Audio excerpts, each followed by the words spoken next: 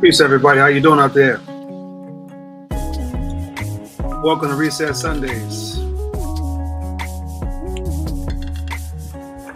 We'll get started in 1 sec, y'all.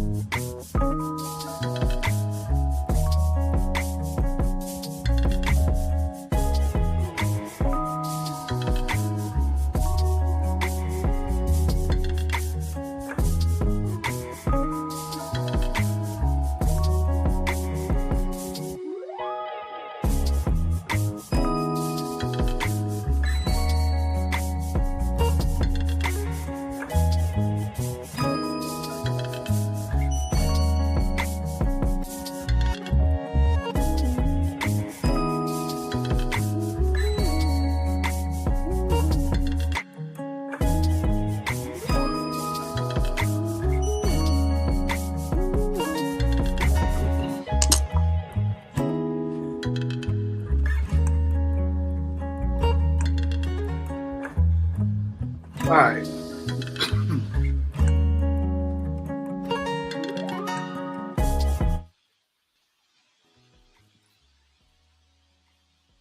Peace, y'all. How is everybody doing today? I am Jasir, founder of PTHD.com. And today we are here for what we call Reset Sundays. All right. Reset Sundays, and today's topic is pretty near and dear to my heart, as all of them pretty much are. But here's the thing. They're all near and dear to my heart because I've lived them all. Yeah, I know I don't look that old, but yeah, I've lived a lot of this stuff, and some of the stuff I'm still living. But this one right here, today's topic, is pretty much near and dear to my heart.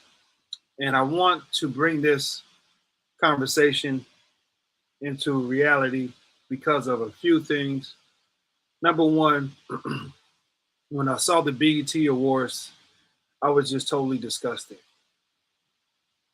I just really couldn't understand what's happened to us. And when I saw Young Miami walk out on the stage and the entire arena was singing her song, I knew at that moment we have lost it. I said this before I saw that moment, but that moment let me know that we are in a sunken place so deep that I don't know how we're going to come out of it. And it's really sad to see. So I thought it would be a good idea to address this here on Reset Sunday and talk about it in depth and give some context to it, so that we can try to put some positive energy out there about what's going on in order to help the shift begin. I love what India.Arie said about it, even though she caught a lot of flack for what she said. I love what people like D1 is doing about it, even though he catches a lot of flack for what he says continuously. But here's the thing, somebody got to keep pushing it. And we got to add a little bit more educational piece to it versus just how we feel about what's happening. And I don't want to sound, like I'm being pexniferous, if you know what I mean, or hypocritical. But because I know we had our people in our era that did the crazy stuff and still doing it to this day. The Snoop Dogs, the Sugar Frees, the DJ Quicks to a degree. I like DJ Quick because he is a very intelligent cat. But some of the music, yeah, it fed the monster. All that gangster stuff that, happened in the 90s and 80s and early 2000s, like all that, Jay-Z, all of that. We had our people, but we also had a diversity. We had a buffet of things to choose from. We didn't just have to choose, spin that. Y'all know the artists that we had back in the days. I'm not going to get into all of them. The X-Clans, Public Enemy, Brand Nubian, Tribe Called Quest, Whole Native Tongue, all of that. Like, we had a lot of stuff to choose from, all the way up to Black Star, Common, Outkast. Like, we had different things to choose from. But now these kids only got one. Now, that's what's popular. There's more artists out there doing the work that's doing something different. But what's popular seems like all they have is spin that type of music. So we're going to dive into this real quick. I want to give you my little rendition of this. And today's Reset Sunday is called Check the Rhyme. I believe if you check the rhyme, you can actually see what's happening in real time. On the ground, boots on the ground. Okay? So we're going to do Check the Rhyme here today. And please share this information. I keep saying it. We dedicating our time to come in here and drop this jewelry on y'all. And if you can hear me, I would appreciate anybody sending me a chat saying that the sound is okay, you can hear me okay. That would help me out a lot if you can. All right. So let's dive into this, y'all. And again, I want to say this. If you have any questions about what we do and who we are, please go here to healpthd.com. That's healpthd.com. If you want to get involved, if you want to give a donation to what we're doing, our work that we're doing in the city, and eventually across the country, please go there, get the information. Now, let's get it going. All right. Today's topic again is called Check the Rhyme. And the subtitle that I chose for this is Music is Supposed to Inspire. So how come we ain't getting no higher? And that tagline comes out of a song. It's a bar from a song by Lauryn Hill called Superstar. I love that song. I love that song because it's so important to today's topic. Go listen to that song when you get a chance. But again, I want to welcome everybody. Good morning to Reset Sunday. My name again is Jasir, founder of Heal PTHD. Today's conversation is called Music is Supposed to Inspire. How come we're not getting any higher, right? So here we go.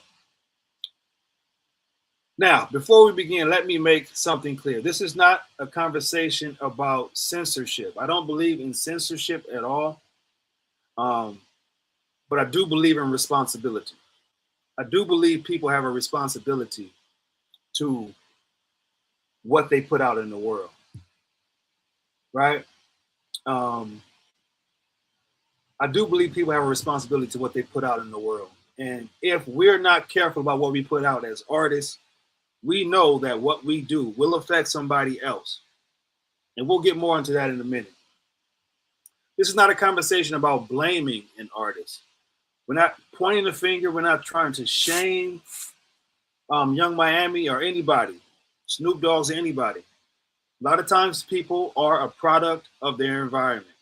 And I did a presentation on Reset Sundays a few weeks ago when I was making or addressing the question that is your Ori in control, or is what's outside of you controlling your Ori? And this is where the fine line is of understanding of blame versus responsibility. But again, we'll get more into that in a minute. This is not a conversation about whether Young Miami is a good person or a bad person and anybody else who falls in her genre of music. This is a conversation about influence. The influence that we have as artists, creators of this art called music. And I'm going to get more in detail, so stay tuned for the details about what I mean by all of this stuff later on. This conversation is about influence because whether we admit it or not, music influences us. It influences how we think, how we speak, how we spend that, how we date, how we parent, how we define success, and in many cases, how we destroy ourselves. Let that sink in for a second.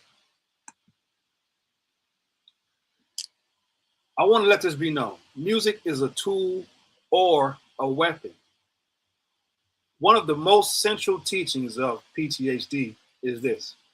Music is a tool or a weapon. Either way, it will be used to influence you. I want you to understand that. Either way, whatever you listen to, I don't care. It's going to be used to influence you in some way. As an analogy, a hammer can build a house. A hammer can also break a window to that same house. That hammer isn't the issue. It's how the hammer is being used is the issue. Music works the same way, y'all. Music can inspire healing. Music can inspire discipline. Music can inspire courage. Music can inspire your purpose. But music can also normalize dysfunction, normalize addiction, normalize violence. It can normalize promiscuity. It can normalize our own self-destruction. See, the question isn't whether music influences people. The real question is influencing people towards what or to do what. An example of that would be back in the 90s and 80s, we had music that influenced us to stand up and be different. We had music that would influence us to go to college, and a lot of times Black colleges.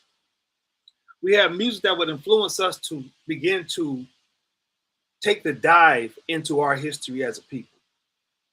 You saw people wearing, dreads here and there, rocking the African medallions and wearing clothes that were not so name brandy, even though there were still some people doing that. But it influenced people. We had music that would influence us to do different things. At the same time, we had music that would influence all the other stuff. The smoking weed, not doing drugs, but selling them, the gangster lifestyle, the tough lifestyle. We had stuff influencing that too. These artists can't go platinum without somebody buying the music. And if you're buying the music, that means you bought into that artist's message, which means something in their message resonates with you in your Ori, in your mind. So eventually, it's got to become a part of your reality.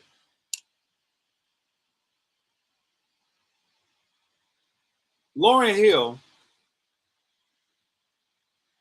asked a key question. Let's clip this. Lauryn Hill asked a key question. Music is supposed to inspire. How come we ain't getting no higher? Right? That's Lauryn Hill's question in that song. And again, the name of the song is called Superstar. All right? Go look it up. It's a beautiful song. That's one of the most important questions ever asked in music history, right? Music is supposed to inspire. How come we ain't getting no higher? That's a serious question. Very important question, because if music is truly inspiring us, why are depression rates climbing in this country? Why are so many people suffering from anxiety issues? Why are suicide rates on the rise also in this country? Why are so many people addicted to substances today? Why are relationship failures at an all-time high in history? And why are financial problems around this country skyrocketing? But let me say this. Why are we consuming more entertainment than ever? I went to the Roots concert a few weeks ago, and I went to see my favorite artist of all time, my favorite hip hop artist of all time, which is Nas. And when Nas was performing, he did a lot of his B-side cuts, and you have to be a real Nas fan to understand and appreciate what he was doing. So when he came out, of course, he did a lot of Illmatic, and people was rocking with Illmatic. But when he went to the B-sides of Illmatic and other albums, people sat back down, and they became a little bit disinterested to a degree. But it wasn't until he came back out with Uchi Wally Wally that people got out their seats and started partying and doing their thing, right? And I'm like, you know what? Y'all was just sitting down to the other song, but with this ratchet song that he made, one of the very few that he made, y'all get up to this?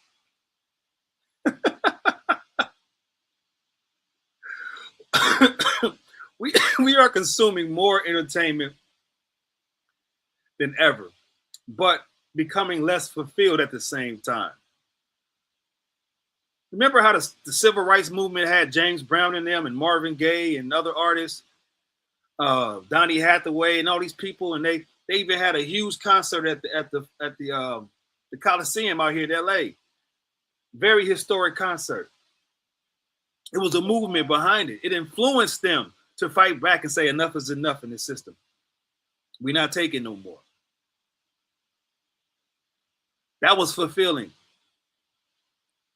What's so fulfilling about spin that? What's so fulfilling about it ain't no fun if the homies can't have none? What's so fulfilling about these concepts? Something just is not adding up to me. But we'll get back into that in a minute.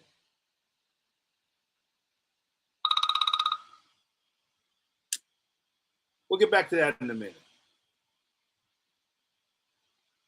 So let's do this. Let's go here. The experiment is over. Okay? Let's be clear. I want to say this loud and clear. The experiment is over. What do I mean by that? Well, back in the 80s and 90s, people argued. Some said music was harmless. Others said music was shaping behavior. Go figure. Well, today, I want to let y'all know that the experiment is officially over. The facts are in, and the facts don't look good and don't look like they're going to go in our favor. For the first time in history, we've had over 30 years of data to collect. We can now examine the outcomes. We can now look at the communities. We can now look at financial habits. We can now look at relationship trends. We can now look at incarceration rates. We can now look at educational outcomes. We can now look at cultural priorities. And ask this one question. What did the soundtrack that we chose to promote, produce. You see, we had a chance to see NWAs, Dr. Dre's, Snoop Dogg's, the people that they put on a pedestal and gave all of this gatekeeper access to produce music as they see fit.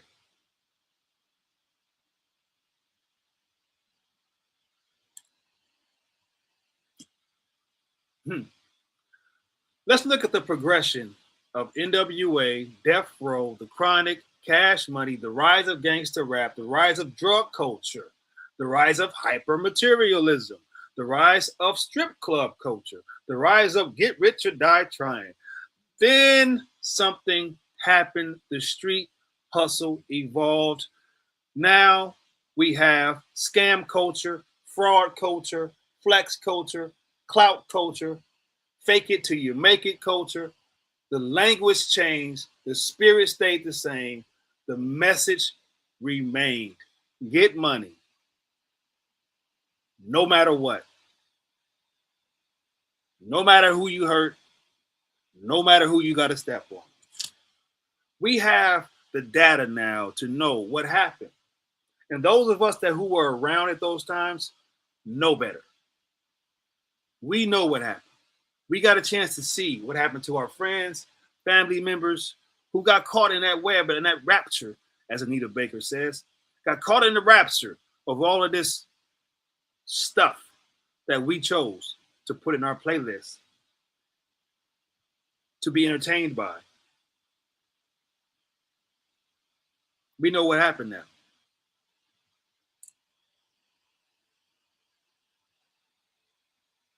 If you have any questions about anything I'm saying, any concerns about anything I'm saying, and you want to come on and talk about it, let me know.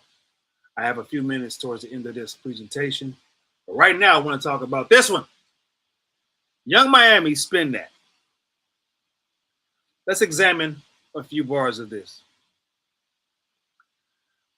She says in a bar, she says, "This is for all my scammers and my get money BITCHs." Pause. Let's think about that.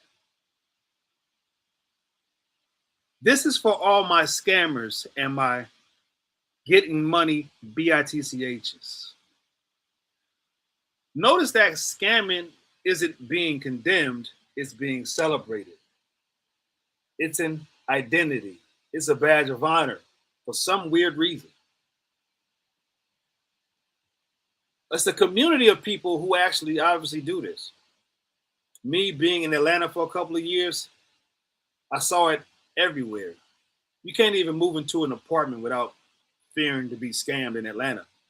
Because a lot of people in Atlanta rent a place and then put that very place they rented from somebody else back on the market like it's their place, and then upcharge you on the rent versus what it costs to pay the original person. Ridiculous. Let's continue though. She also says, spending that money fast, 20s, 50s, 100s, cash. Spending that money fast, 20s, 50s, 100s, cash. Notice there's no conversation about saving and investing. It's about blowing this fast money on dumb stuff that will never give you a return on your investment. It's about blowing money. First, it's about getting it fast. Spending it even quicker. 20s, 50s, 100s cash. It's not about ownership and assets and business or building a legacy. It's focused on consumption, showing that you got this. You know how they had those bricks of money to their ear in them rap videos? It's not performing and displaying a facade that doesn't really exist. This is what she's promoting in this song.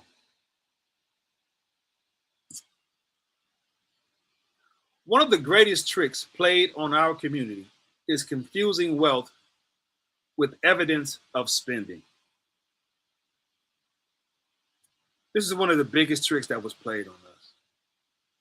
You see, real wealth isn't often visible. Its stocks are visible.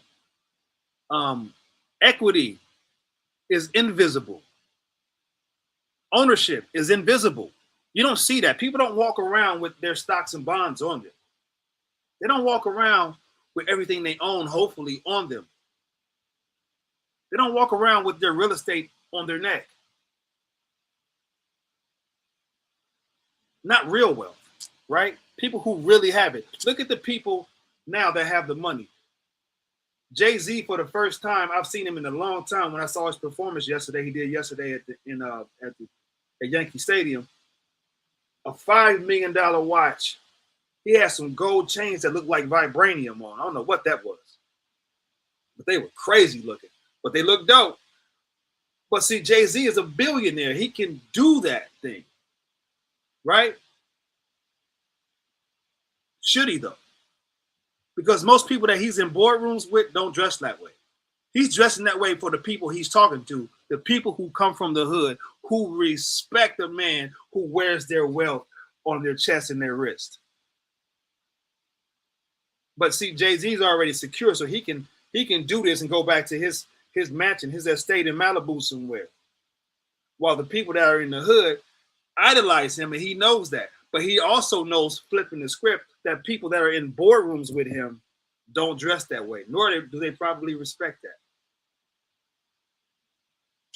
For years, you've seen Jay-Z with those locks and stuff, but you didn't see him with a lot of jewelry on. Now that he's changed his image again and went back to the old Jay, the hood is coming out because he's trying to speak to y'all like a politician coming back to the church when it's time for election. He know where the votes are. He know how to get them votes. Go to the church, get them votes. We go get back in this office. Jay-Z is speaking the language to the people that he know respect the concept of spending that. He's probably playing off of Young Miami's hit single. This is how I'm gonna get there. I'm gonna get back into my bag. She talking about spending that. Y'all know who can spend it better than the billionaire Jigga Man. Come on, man. Stop playing with me, Jay-Z. Again, one of the biggest tricks played on us is in our community is confusing wealth with the evidence of spending. All right. I want to get to the point here. Go there. Many people become addicted to looking wealthy instead of becoming wealthy. And that's the scary part. This is the culture that we live in. Our culture speaks, I'm rich, but underneath, I'm really broke. I own nothing but the stuff you see on my chest and my wrist, on my head, on my feet, or maybe my whip. I didn't mean to make that rhyme, but it is what it is. But this ideology, y'all, has come at a cost to our community. It's a programming that is costing us dearly. Now, let's think deeper. What happens when you hear the same song repeatedly? What happens when you hear the same song repeatedly over and over again? What happens when the radio plays a song every hour on the hour? Not once, not twice, but thousands of times,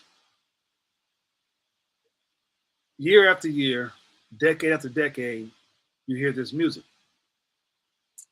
You see, neuroscience tells us repetition creates familiarity. The more you hear it, the more it becomes familiar to you, even if it's foreign to you. And that's why some of the people who don't come from the hood can identify with certain things being said in the music that they're consuming, even though they don't come from those environments. They've heard it over and over. Their brain accepted it. Now that's their favorite artist. Comfort creates normalization. Behaviors create outcome. That's programming at its best, y'all. The same reason advertisers spend billions of dollars on commercials. But they know repetition works. That's why they do it. The more you see it, the more you'll spend that. No pun intended. If repetition didn't work, nobody would advertise. I mean, McDonald's still advertises, right? And they serve over 1 billion burgers a day.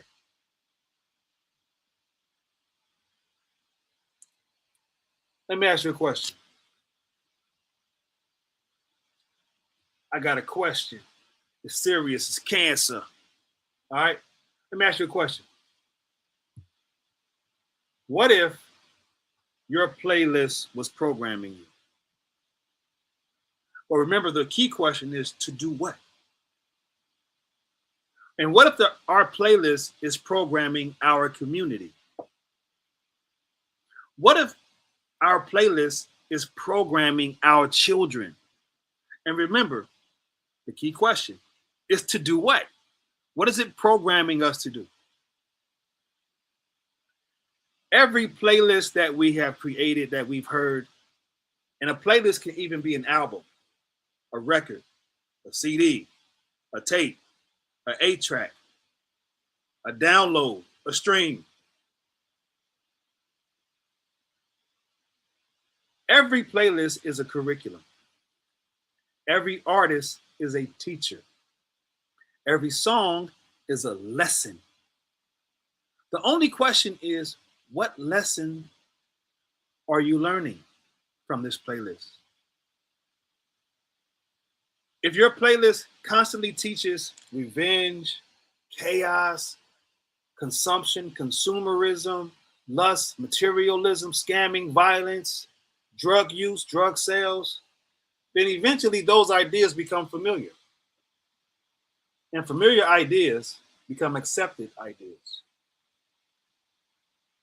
Then accepted ideas become lived realities.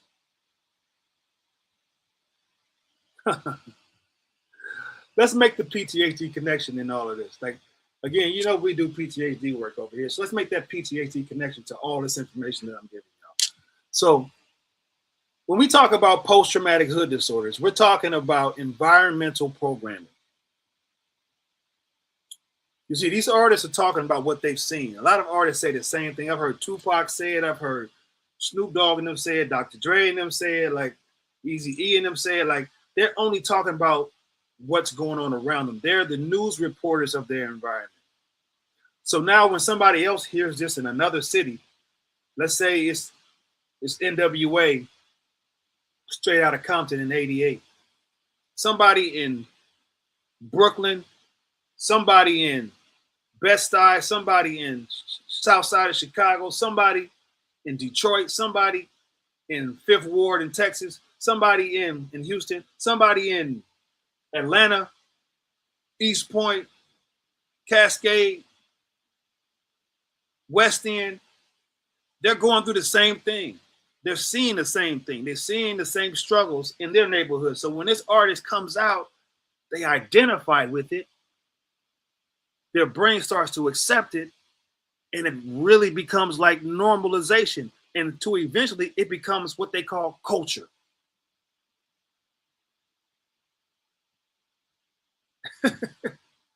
Do y'all see how dangerous this stuff is?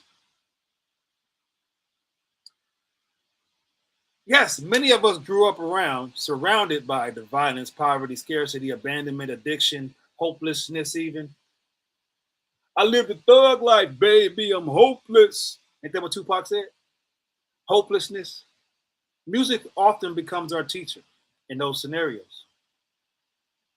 The problem is that many of the songs describe the trauma without teaching us how to heal from the trauma. Clip that.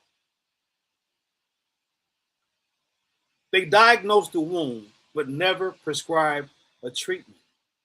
So generations after generations learn how to survive the hood, but never learn how to heal from it. Clip that again. Now, here's a magical question again.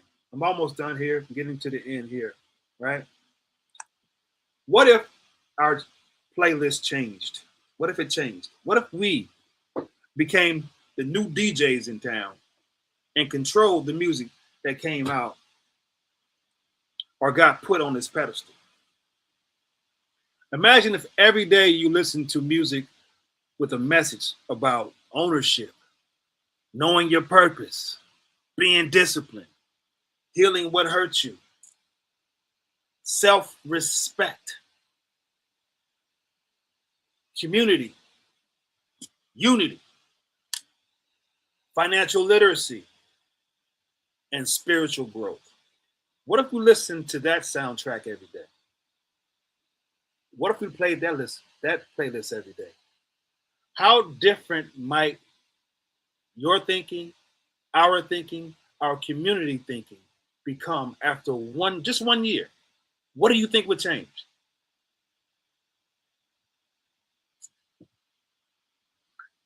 After 5 years, God forbid, after 10 years, what do you think it would be like?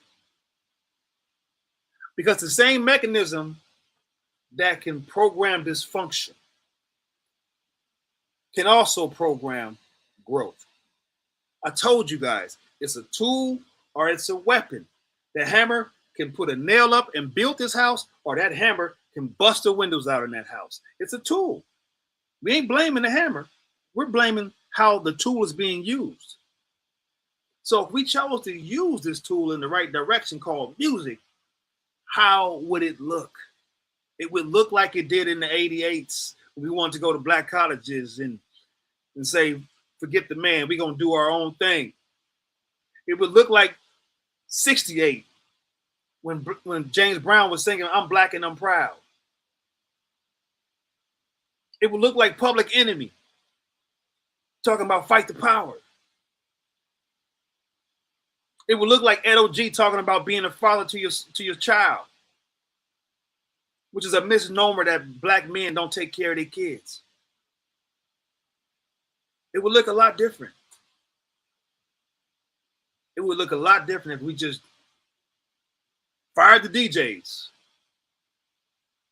and make new DJs with a new playlist that would uplift our communities.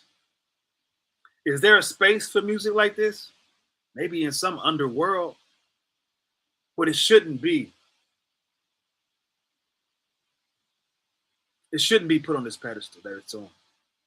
It shouldn't be that Young Miami walks out at a BET award show and everybody's singing this song. Like, that should not be. And if you look at our condition, you see why. But again, what if we change the playlist? Then what happens? We change the game at that point. Click that. I'm going to leave y'all with this concept here. Today, I wanted to leave you with 3 questions. Question number 1. What are the 5 most played songs in your playlist right now? What 5 songs do you play the most? If you have iTunes, you can always go into your recently played songs and see what that looks like. What 5 songs do you play the most currently? The next question is, what behaviors do those songs reward you with? In other words, what are these songs doing to you behaviorally? You know, when you listen to certain songs, you drive faster and you drive more aggressive. What is it doing to you? And last but not least, the third question. If someone listened to your playlist for a year, what kind of person would they become? Would your playlist uplift somebody and help them to be better?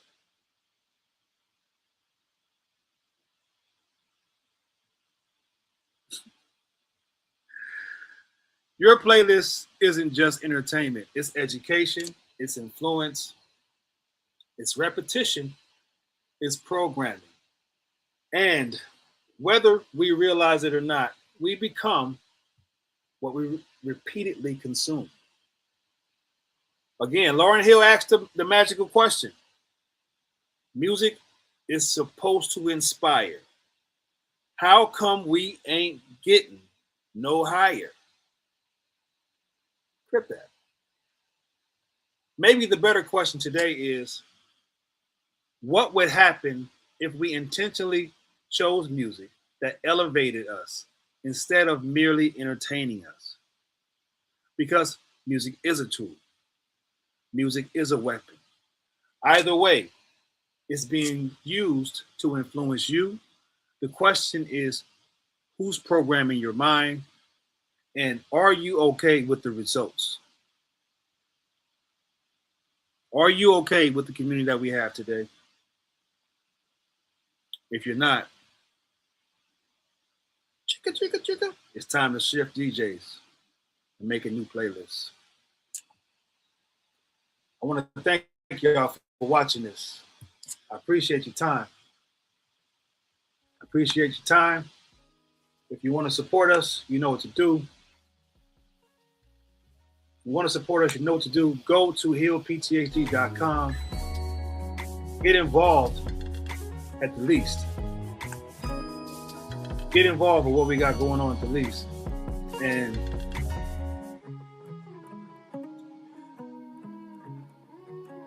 leave a donation page. Got some change in the plate. Just thought I would put it in a way you can understand. I got a couple of people in here before I get out of here. I want to ask if they have anything to contribute or add to this conversation. If you do, put something in the chat room and then I'll bring you in if you do. I don't want to just pop you in if you don't want to say anything. That's Tracy and Brother Charles. If you want to come in and say something, please let me know. Give me an alert in the chat room, then I'll bring you in. But to those out there who watch this video all the way through, I want to say this. No matter when you watch this video, if you see it all the way through, I know that you are into healing and you're tired of the dysfunction and the programming in our community, and you want to make a change there also, just like we do.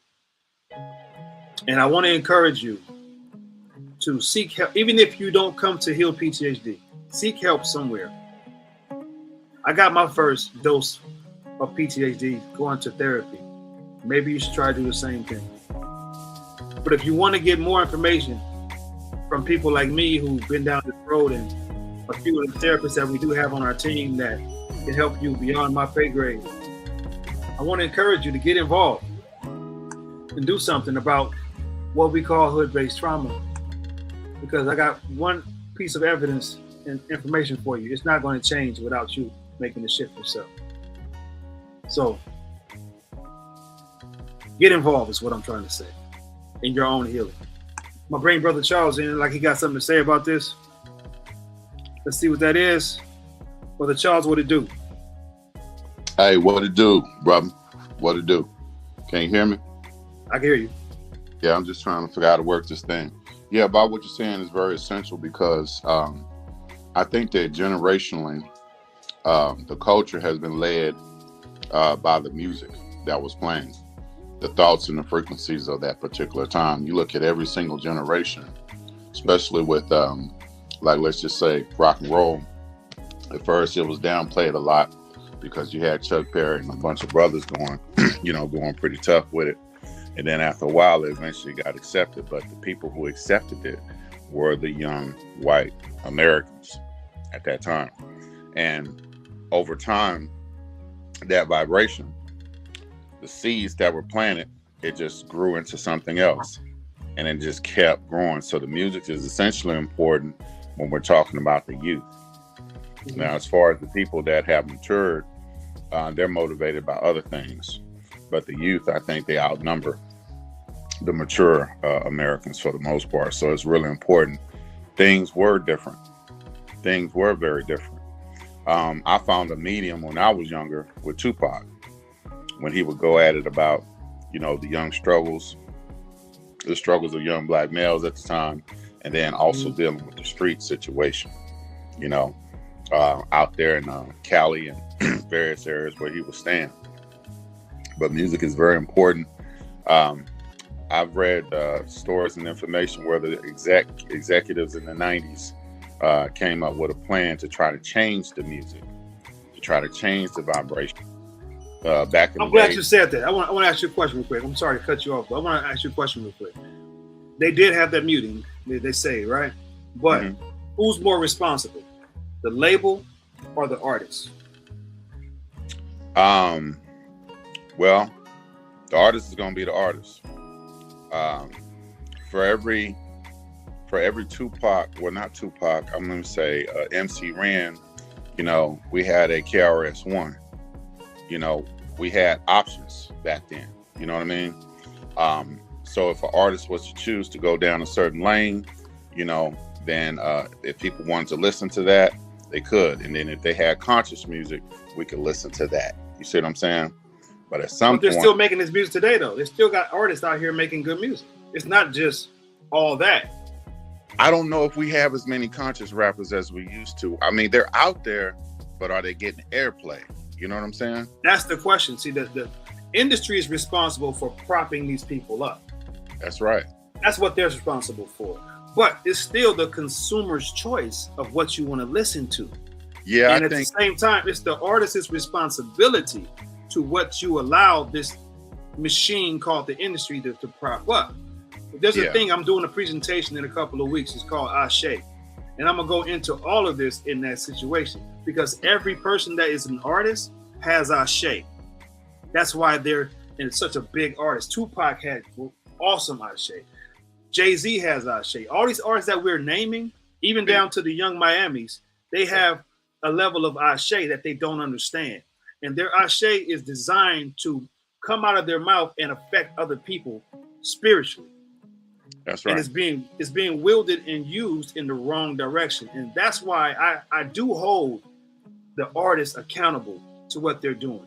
And maybe because they don't know they have what we call Ashe spiritually, because we're so far disconnected from our original culture that we've bought into this new couple of 100-year-old European concept of how life is supposed to go, that we've disconnected from our powers and understanding what our powers actually are in this world.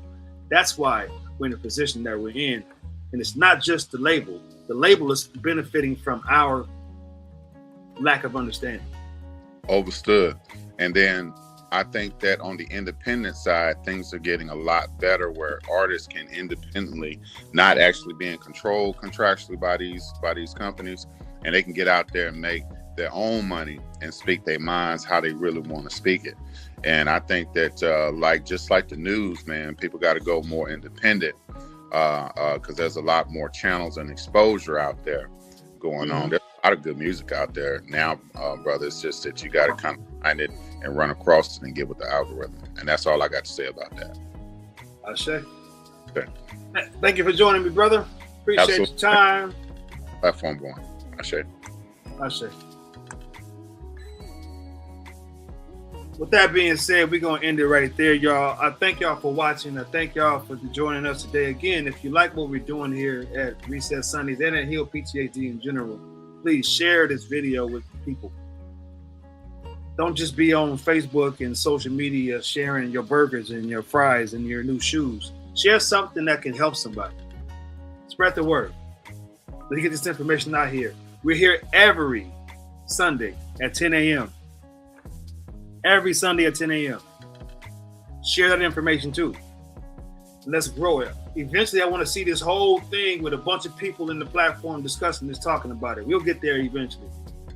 Like the page at YouTube, Heal PTHD. Like the YouTube page. Let's grow it. Let's grow it. Let's grow it. And let's blow it up, y'all. All right. I appreciate your time. We get out of here. Got some work to do. Appreciate y'all. 100.